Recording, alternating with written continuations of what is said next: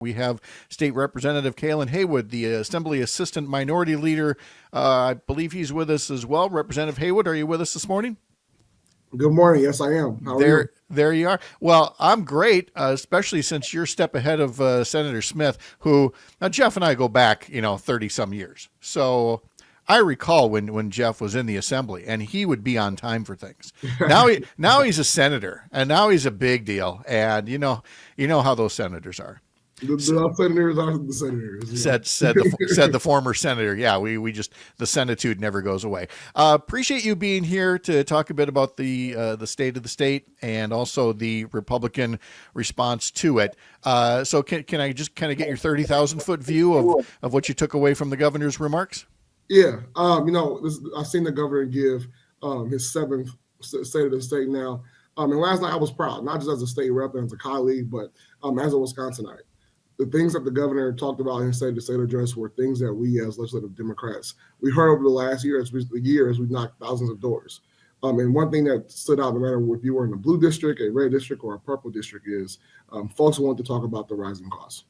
And last night, I think folks have told us about how expensive things were, how hard it was to meet everyday needs and put food on the table. And I think last night, Governor Evers acknowledged that plan and acknowledged that struggle. And what was important is Governor Evers did not just have a concept of what a plan could be. He laid out what a clear plan could be to address the issue.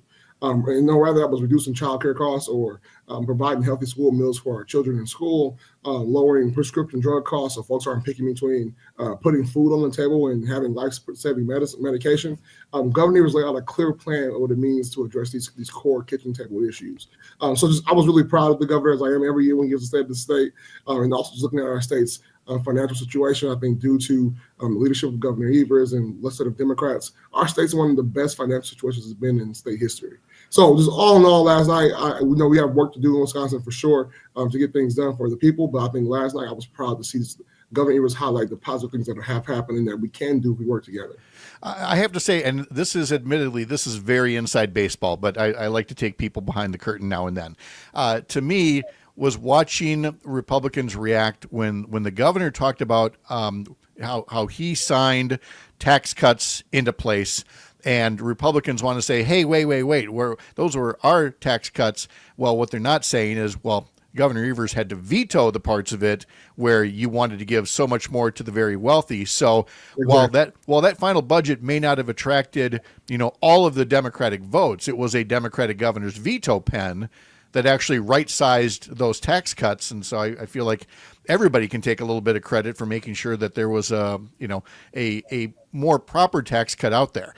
Now you have to turn your attention to having a $4 billion surplus. And there are a lot of people that are going to say, hey, wait, $2 billion should go here and $2 billion should go to tax cuts or $2 billion should go to schools. And pretty soon it's all gone. Now, we're not going to settle the whole thing right here.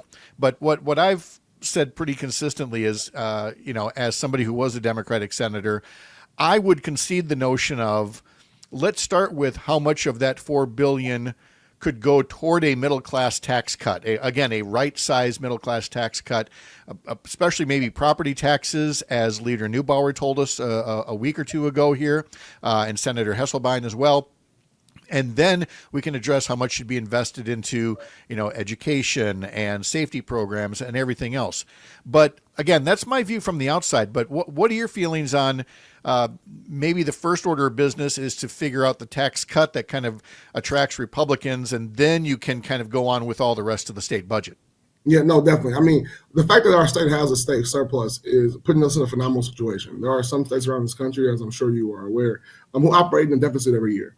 We in Wisconsin have a strong economy, a strong budget, and we have a chance with the multi-billion-dollar surplus to really invest it back in the people. And I think that there's bipartisan support for a tax cut, but it's about how that tax cut looks. And I think you mentioned earlier the Republican tax cut proposed last session was giving the biggest portion of that tax cut to some of the ultra-wealthy and wealthiest folks in Wisconsin, and not focusing enough on the middle and lower classes and folks who really need that tax cut, who will feel that impact and, again, be able to put food on the table. So I think that when you look at our surplus now, I think that looking at how we can provide some tax relief for our residents, whether that be through some of the taxes they pay through income tax, but also property tax is high. I live in a district. I live near I represent downtown Milwaukee and parts of the north side near downtown. And property taxes are insane. That's literally affecting residents of all kinds. That's affecting how we attract young families into Wisconsin and into cities like Milwaukee, but also affecting our residents who are retired, who have done public service and now on fixed incomes and are struggling to meet the rising costs. So I think that our state budget not only provides opportunities, but that state surplus that Republicans refuse to suspend and refuse to work with us on how to get that done and deliver it back to people through significant investments is an opportunity for us to do right by the people of Wisconsin. And every day our Republican colleagues push back and want to be inactive and not move forward on that. They're really doing disservice to the folks we represent. They do. And Assembly Speaker Voss obviously is trying to keep his bloc together and not to have any defections. But as we know, with newer maps, fairer maps, you're going to have Republicans in close districts. I'm going to pick on one in particular. Benjamin Franklin is the new representative in the 88th district. Why am I singling him out? Because it was the closest assembly race in the state. He defeated Christy Welch by just 221 votes out of 34,000 votes that were cast. So, nobody can tell me there isn't room for a few of these Republicans to maybe put some separation between themselves and Speaker Voss, go back to the 88th district and say, well, my other Republican friends didn't want to do anything. We got this much done. To what degree do you share that optimism that you're going to have some of your Republican colleagues join you in, making some of these proposals more bipartisan? Yeah, I'm always optimistic. That's what keeps me going in this job. With the numbers being close and us being at 45 seats in the legislature and our Senate colleagues also gaining seats as well in the Senate, now is the time. We are in true divided government, but now is the time to work together. Both sides need to work together to get this done. And although that, you hear Republicans talk about us having close seats, Republicans also have really close seats. And you lay one out for us. So hope that our folks who are in these close seats that see those numbers and see that how people responded, but they really pay attention to those numbers and they figure out how to come to the table and work together. If you want to be successful in this job, if you want to maintain that seat, or if you want to make sure you're representing the folks truly that you were elected to serve, you will come to the table and work together. So I'm optimistic. I'm imploring my colleagues to come work together and work across the aisle as we do as Democrats all the time to get stuff done. We got to serve all Wisconsinites, and that comes from working together and coming to the table. So I'm optimistic. I hope so. I'm not sure how many folks are going to be willing to break the status quo and break rank, but it's time for it to happen now. The people of Wisconsin want it to happen now.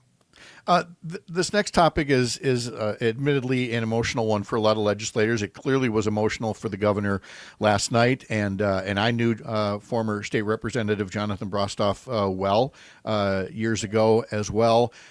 His death from suicide, of course, a tremendous tragedy. As somebody who he pointed out himself that rapid access to guns by those who are severely depressed is not a good thing, and it should be addressed. And yet, after those heartfelt remarks, after putting a face on it by one of their own colleagues, you heard Speaker Voss call it a cheap political stunt, which tells me it's impossible to humanize anything for Speaker Voss to get him to understand the humanity of a problem. So his offensive remark to Governor Evers, trying to draw the connection as to why some policies would be good ideas, does not give me a lot of optimism that something can get passed in this session. But I wonder if you might be able to help that and tell me that you think maybe there will be any kind of progress on whether it's firearm access, waiting periods, at the very least, red flag laws that like 80 to 90% of Wisconsinites support. Yeah, first and foremost, the fact that the speaker would even suggest that the governor would use the unfortunate passing of our former colleague, our friend, Jay Brown, as a political stunt is insane. And knowing Jay Brown, working with Jay Brown, the laws that were put forth, the proposals that were put forth by Governor Evers, I know he would be in support of. He wanted folks to he would want folks to keep themselves safe. That's one thing he always stood for, was fighting for everyone in their prosperity. I was honestly, I thought if there was nothing else in the budget to address that, I mean, the state address that Republicans could have got behind and supported, I thought that would be one. But, it's my hope that although people say things in the media and there's political grandstanding that happens, and posturing that happens, I still feel like folks have to come to the table. Like read the writing on the wall. You have to come to the table and work together, or just things won't work out in the future for you. It's just the people of Wisconsin want to see us work together. They are so sick and tired of partisan gridlock. And so I hope that as we knock doors, I hope they hopefully knock doors as well. And they met with Wisconsinites who told them that they want to see these things happen. And Wisconsinites are sick and tired of the excuse of not being able to get nothing done because of partisan politics. They get it, but they want stuff to get done. They do. They do get it. And I appreciate you answering all these questions, as Assistant Minority Leader in the State Assembly. So let me take a moment just to ask from a personal standpoint, representing your district and your everything you've done to be in the assembly. Is there anything else that is a personal priority for you in this session, either in the budget or as separate legislation that is going to motivate you over the next few months? Yeah, I think my theme for the year is keeping folks safe. And that's through public safety, making sure that in Milwaukee or around the state as a whole, residents are safe, whether that's from gun violence or reckless driving. But make sure no matter where you are in the state, especially in Milwaukee, that you can walk to the grocery store, walk to the doctor, walk to church, walk to school, and be safe in your communities. That's priority one. But also be safe economically, making sure my residents can put food on the table. I always talk about how I represent a tale of two cities. I have downtown Milwaukee where some CEOs make seven figures, and I have parts of the city where some residents really make the minimum wage, and they work multiple jobs to make ends meet. So there's not economic safety and security in that. And we want to make sure we ensure folks have economic safety and security. Make sure they put food on the table. Again, not picking between putting food on the table and life-saving prescription drugs, or putting food on the table and paying the energy bill, or putting food on the table and anything else they need to get done. Making sure folks have the economic prosperity and security to feel safe at home in the communities. So both physical safety and economic safety, I think, for me, are two priorities, and also making sure that we bridge and marry the tale of two cities. My district is a representation of Wisconsin. We have some very wealthy Wisconsinites, and we have Wisconsinites all across the state who are working, again, minimum wage jobs to make multiple minimum wage jobs to make the ends meet. So we got to figure out how to use not only the bridge the tale of two cities, but the tale of two states. And so for me, that is the goal of this session. And I'm sure that my colleagues on the Democratic side, and hopefully my colleagues on the Republican side, can see that and help make that happen. It was a focus of mine as somebody who has lived in Milwaukee, who has lived in Rice Lake, is to get folks to understand that you guys have way more in common, than and that you should have legislators working toward that. Glad to hear you're one of them. State Representative Kalan Haywood, Assistant Minority Leader. Thank you so much for joining us. Looking forward to checking in with the rest of your colleagues throughout the session. Have a great day. Thank you, you too.